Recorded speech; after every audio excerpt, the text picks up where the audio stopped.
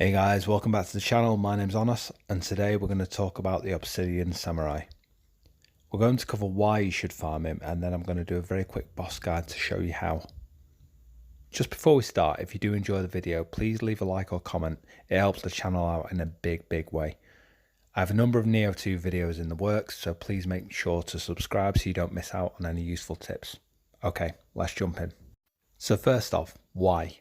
Why should you care about farming the Obsidian Samurai? There is one really good reason which will suit everyone regardless of the build. We'll get to that shortly. But first of all, you can pick up his armor set, the Samurai from the Dark Lands set.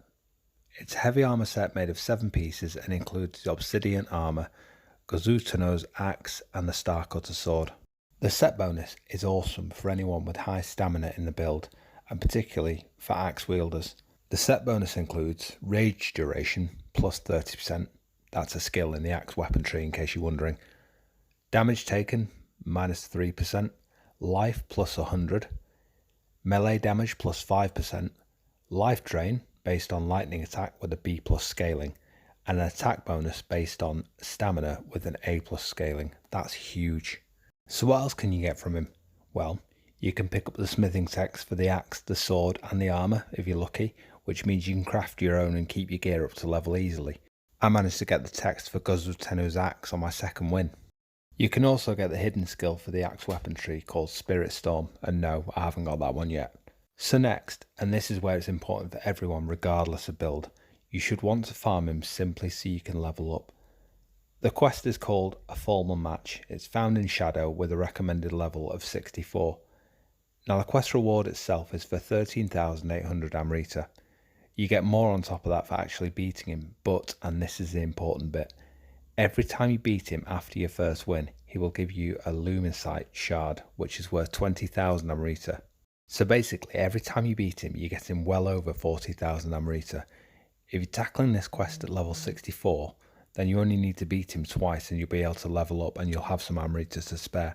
The beauty of this is the fight is super short. You can put him down in under 2 minutes and there's no risk at all of losing your Amrita. If you lose the fight, it will just restart and you automatically get all your Amrita back.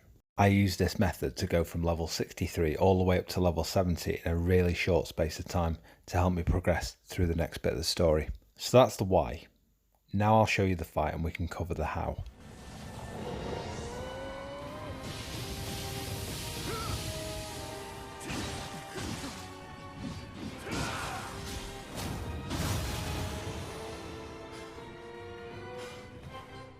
Fight begins, he will start by using his axe. Just stay back and dodge his attacks. You're waiting for this ground slam attack. A quick sidestep to the left or right with the correct timing and you'll be free to get some damage in.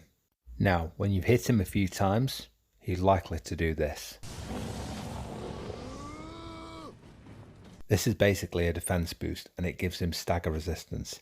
You'll need to use hit and run tactics on him now as his attack sequence can't be interrupted. He'll just power through your attacks.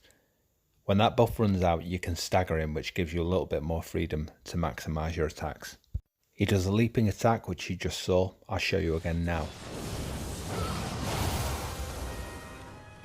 Ideally, you want to be well away from this one, but if you time it perfectly, you can burst counter through it.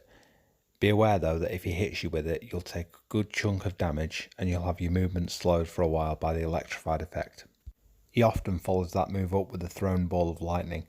It moves relatively slowly, so just try to avoid it. He will occasionally do a mad spinner move.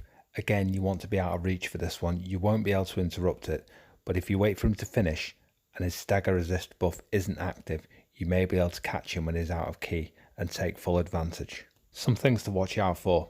This move he does is a warning that he's going to charge. My advice is to stay absolutely still until the last moment.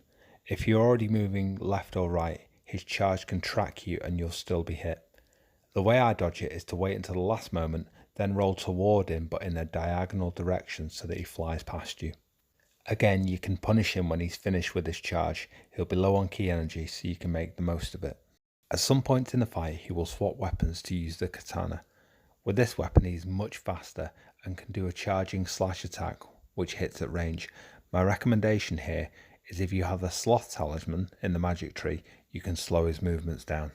His charge slash attack can be burst countered if you're close enough, but at this stage in the fight I would not recommend being too close. He's relentless with his attacks.